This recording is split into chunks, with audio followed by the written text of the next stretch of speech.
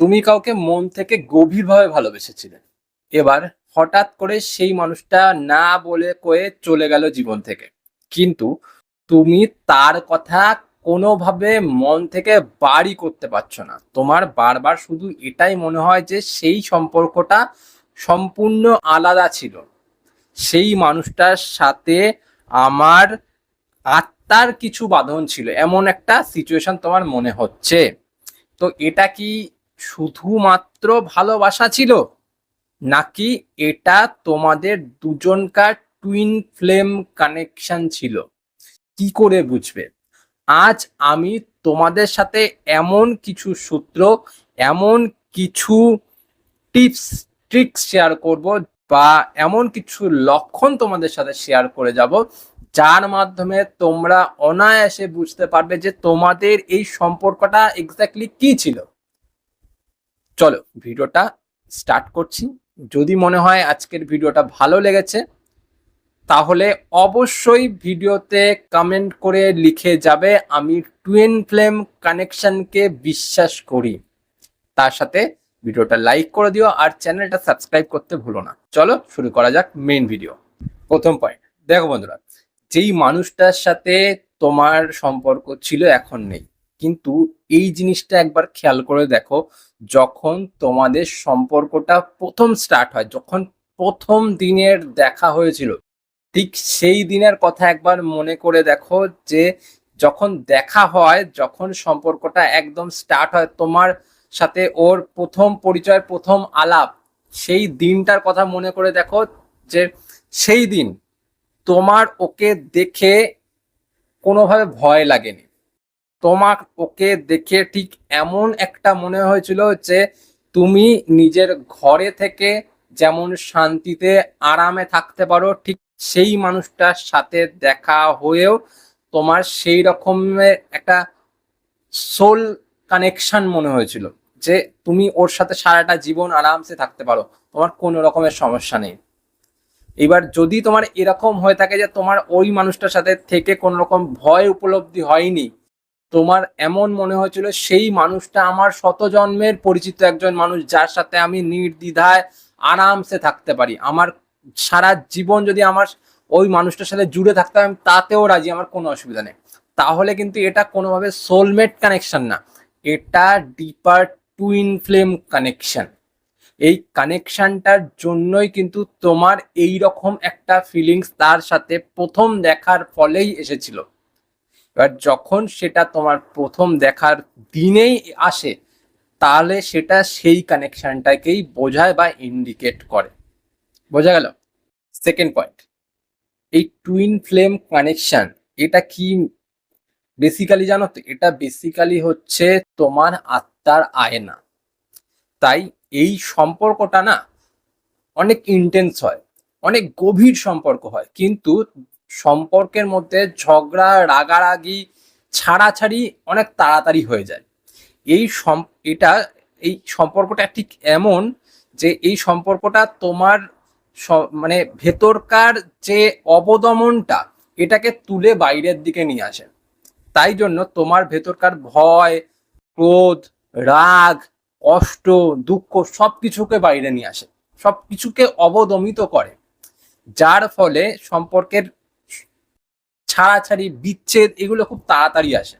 এবার যখন সম্পর্কে বিচ্ছেদ, ছাড়াছাড়ি এগুলো খুব তাড়াতাড়ি আসে, সম্পর্কে বিচ্ছেদ হয়ে যায়, যেমন আজকে এই সময় তোমার সাথে হয়েছে, যে তোমার প্রিয়জন তোমার সাথে এমন একটা সম্পর্ক করেছিল যেখানে তুমি ওকে ভুলতে পারছো না, কিন্তু তুমি সেই মানুষটাকে রাখতেও পারোনি, সেই মানুষটা রেগে, ঝগড়া করে, অশান্তি করে ছেড়ে দিয়ে চলে গেছে, কিন্তু তোমার এখন মনে হচ্ছে সেই মানুষটা এমন একটা মানুষ ছিল যে আমার নিজের ঘরের মতো, যার কাছে আমি শান্তিতে থাকতে পারি। রাইট? তো সেই বিষয়টাকেই বোঝো, সে যেমন তোমার সাথে থাকতে পারেনি, দূরে চলে গেছে, কিন্তু ওই মানুষটা বেশিক্ষণ দূরেও কিন্তু থাকতে পারবে না, সেই মানুষটার কাছেও কিন্তু সেই রকম একটা টান উপলব্ধি হবে, আর সেই মানুষটা তোমার কাছে ফিরে আসতে বাধ্য হয়ে যাবে। কারণ এটাই টুইন ফ্লেম কানেকশনের মেইন ব্যাপার। তোমার থেকে দূরেও যতটা তাড়াতাড়ি যাবে, কারণ ওই মানুষটা তোমার ভেতরকার সবকিছুকে তুলে নিয়ে আসবে, তাই থাকতেও পারবে না তার সাথে বেশিক্ষণ, একসাথে আবার দূরেও থাকতে পারবে না। বোঝা গেল? থার্ড পয়েন্ট, দেখো বন্ধুরা, তোমার কাছে যদি এমন একটা ফিলিংস আসে যে তুমি হয়তো ঘুমাচ্ছ একা একা, হঠাৎ করে তার গন্ধ বা তার প্রিয় পারফিউমের গন্ধ তোমার নাকে চলে এলো, আর সেই নাকে চলে আসার ফলে সেই মানুষটার কথা এমন ভাবে মনে করিয়ে দিল, তুমি তারপরের অংশটাতে আর ঘুমাতেই পারলে না। বা তোমার একাকিত্বের সময় তোমার কানে তার প্রিয় গান বাজতে শুরু করলো, তার প্রিয় কথা তোমার কানে বাজতে শুরু করলো, বা তার গলার ভয়েস তোমার কানে বাজতে শুরু করলো, বা তার এমন কিছু কথা, মিষ্টি মধুর কথা, যেই কথাতে তুমি ভুলে গিয়ে তার সাথে প্রেমে পড়ে গেছিলে, সেই কথা তোমার কানে বাজতে শুরু করলো। যদি এমনটা হয়ে থাকে তাহলে কিন্তু সেটা টুইন ফ্লেম কানেকশনের জন্যই হচ্ছে। কারণ টুইন ফ্লেম কানেকশন সব সময় আমাদের যে টেলিপ্যাথিক কানেকশন আছে সেটাকে আরো বেশি সক্রিয় করে তোলে। আর যখনই টেলিপ্যাথিক কানেকশন সক্রিয় হয়ে যায়, যখন সেই মানুষটা তোমাকে নিয়ে কিছু ভাবতে শুরু করে, যখন সেই মানুষটা তোমার কথা চিন্তা করতে শুরু করে, তোমার কথা বারবার মনে করতে শুরু করে, সেটাই কিন্তু টেলিপ্যাথিক কানেকশনের ফলে আমাদের কাছে পৌঁছায়। আর এই পৌঁছানোর কারণে কিন্তু আমাদের এই টুইন ফ্লেম কানেকশন আমাদের পুরো কানেক্টিভিটিটাকে আরো বেশি প্রখর করে তোলে। কারণ আমাদের এই সম্পর্কটা জন্ম জন্মান্তরের মনে হয়, বুঝতে পারলে? তার জন্য তোমার কাছে সবকিছু খুব তাড়াতাড়ি কাছে আসবে। এটা যদি তোমার সাথে হয়ে থাকে তাহলে অবশ্যই এটা twin flame connection. Fourth point, দেখো বন্ধুরা, যদি এমন একটা সিচুয়েশন তোমার সাথে প্রায় প্রতিদিনই ঘটছে যে তুমি যখনই ঘড়ির দিকে তাকাচ্ছ তখনই দেখছো হয় 11টা 11 বাজে, বা হয় 22টা 22 বাজছে, হয় রাত্রে 22টা 22 দেখতে পাচ্ছ, বা সকালে 11টা 11 দেখতে পাচ্ছ। যদি এমনটা হচ্ছে সেটা কিন্তু একটা অ্যাঞ্জেলিক টাইম। এবার তুমি যদি এই টাইমটা বারবার দেখতে পাচ্ছ, আর সেই টাইমটা দেখার পরেই তার কথা মনে পড়ছে, তার কথা চিন্তা করতে ইচ্ছা করছে, তার কথা ভাবতে ইচ্ছা করছে, সে কেমন আছে, কোথায় আছে, কি করছে, সবকিছু তোমার জানতে ইচ্ছা করছে, তাহলে কিন্তু এটা একটা কানেক্টিভিটির সাথে জুড়ে যাচ্ছে। আর এই কানেকশনটা হলো টুইন ফ্লেম কানেকশন।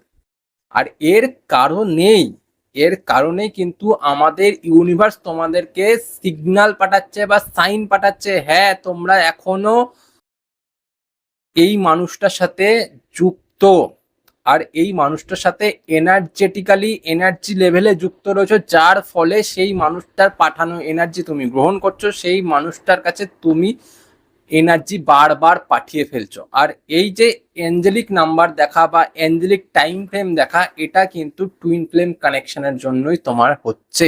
নয়তো টুইন ফ্লেম কানেকশনের জন্য যদি না হতো তাহলে শুধুমাত্র তুমি এটা দেখতেই পারতে, এটা অ্যাঞ্জেলিক নাম্বার, এটা দেখা ভালো, কিন্তু তোমার এটা দেখার পরই তার কথা মনে পড়া, বা তার ছবি ফুটে ওঠা, বা তার মুখ দেখতে পাওয়া, বা তার কথা তোমার কানে আসা, এটা হতো না।